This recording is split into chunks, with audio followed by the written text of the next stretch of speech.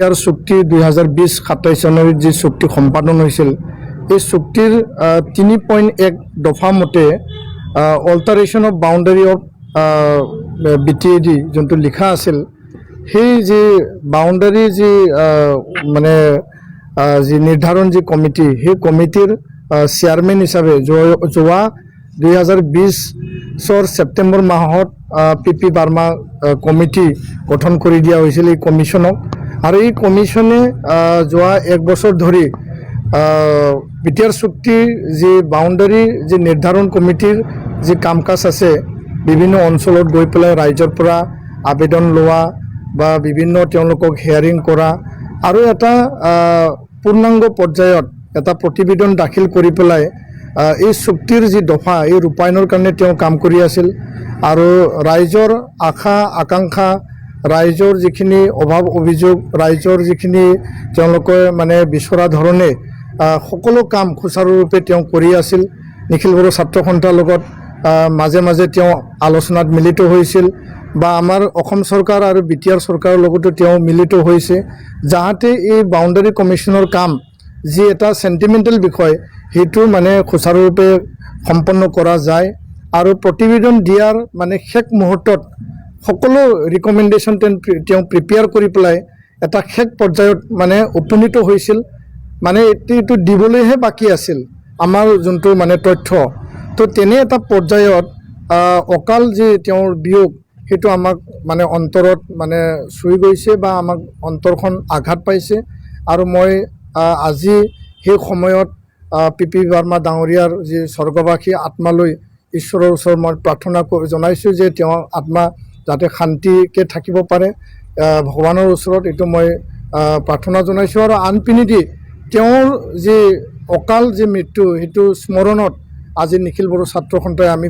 গভীৰ দুখ প্ৰকাশ কৰিছোঁ আৰু ইয়াৰ লগতে আমি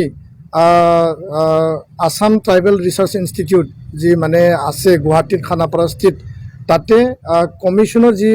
অস্থায়ী এটা অফিচ আছিল সেই অফিচত মানে চিম্বলিকভাৱে তেওঁৰ যি প্ৰতিমূৰ্তি তাত মানে প্ৰতিচ্ছবিত মাল্যাৰ্পণ কৰা হ'ব এফচুৰ তৰফৰ পৰা আৰু আমাৰ কমিশ্যনৰ মেম্বাৰৰ তৰফৰ পৰা আৰু আনপিনেদি আজি আমি সন্ধিয়া 5 বজাত নিখিল বড়ো ছাত্ৰ সন্থাৰ সকলো যি আঞ্চলিক জিলা ইউনিট আৰু কেন্দ্ৰীয় কাৰ্যালয়ত বন্তি প্ৰজ্বলন আমি তেওঁৰ আত্মাৰ মানে শান্তিৰ বাবে আমি এটা প্ৰগ্ৰাম আয়োজন কৰিছোঁ আৰু আমাক আশা কৰি খুব মানে দুখৰ দিন এই কাৰণে যে আমাৰ অসমৰ প্ৰাক্তন মুখ্য সচিব আৰু BTCৰো মানে প্ৰাক্তন প্ৰিন্সিপাল ছেক্ৰেটাৰী PP বাৰ্মা ডাঙৰীয়া তেওঁ অকাল মৃত্যু এই কোভিড পৰিৱেশত তেওঁ স্বৰ্গবাসী হ'ব লগা হৈছে তো বৰ্তমান সময়ত অহা কাইলৈ 30 অক্টোবৰত 5টা উপনিৰ্বাচন হ'বলৈ গৈ আছে আৰু ইয়াৰে এই বড়োলেণ্ড অঞ্চলত তামোলপুৰ আৰু গোসাইগাঁও এইটো দুটা সমষ্টি পৰে ভৱানীপুৰ পাৰ্চিয়েলি বিটিআৰ অঞ্চলত আহে তো আটাইবিলাক যি মানে সমষ্টিৰ যি উপনিৰ্বাচন সেই উপনিৰ্বাচনখন যাতে মুক্ত আৰু নিকা হয় কোনো ভয় ভাবুকি কাকো যাতে দাবী ধমকি তেনেকুৱা নচলে কাৰণ আজি শেষ মানে সময় আছে অহাকালি ইয়াৰ মানে নিৰ্বাচনৰ দিন মানে ধাৰ্য কৰা হৈছে তো আমি নিখিল বড়ো ছাত্ৰ সন্থাৰ তৰফৰ পৰা গোসাইগাঁও ভৱানীপুৰ আৰু আমাৰ তামোলপুৰ সমষ্টিত যিবিলাক ভোটাৰ ৰাইজ তেওঁলোকক আমি আহ্বান জনাইছোঁ আপোনালোকে আহক মুক্ত মনেৰে বা আপোনালোকে নিৰ্ভয়ে ভোটদান কৰক আৰু গণতান্ত্ৰিক দেশৰ যি নাগৰিকৰ যি অধিকাৰ ভোটাধিকাৰৰ যি অধিকাৰ সেইটো আপোনালোকে সাব্যস্ত কৰক আৰু ইয়াৰ যোগেদি গণতন্ত্ৰক আপোনালোকে সবল শক্তিশালী কৰিব আৰু আনপিনেদি কোনো দল বা কোনো মানে পাৰ্টিয়ে যাতে ভোটাৰ ৰাইজক আকৰ্ষণ কৰিবলৈ যাতে টকা পইচা নিবিলায় যাতে ভোটাৰ ৰাইজক ভয় ভাবুকি নেদেখুৱায় তেনেকুৱা গণ্ডগোল বা তেনেকুৱা হিংসা কোনো পন্থা যাতে নলয় কাৰণ শান্তিপূৰ্ণভাৱে এই উপনিৰ্বাচন আহি যি মানে ফৰ্মেল এটা কেম্পেইন আছিল এইটো শেষ হৈ গ'ল পাৰ্টিবিলাকে নিজা নিজা এজেণ্ডা ৰাইজৰ ওচৰত লৈ গৈছে তো আমি বিচাৰিছোঁ যে সমাজ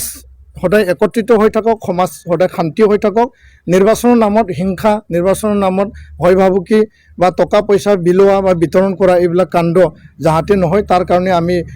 সচেতন আৰু সজাগ হৈ থাকিবলৈ ৰাইজক জনাইছোঁ আৰু প্ৰশাসন কোকৰাঝাৰ জিলা প্ৰশাসন বা গোসাইগাঁও মানে চাব ডিভিজন প্ৰশাসন তামোলপুৰ চাব ডিভিজন বা বাক্সা জিলা প্ৰশাসনক সজাগ আৰু সতৰ্ক হৈ সকলো সুৰক্ষিত মানে সুৰক্ষা নিশ্চিত কৰিবৰ কাৰণে আমি নিখিল বড়ো ছাত্ৰ সন্থাৰ পৰা আমি দাবী জনাইছোঁ। ধন্যবাদ।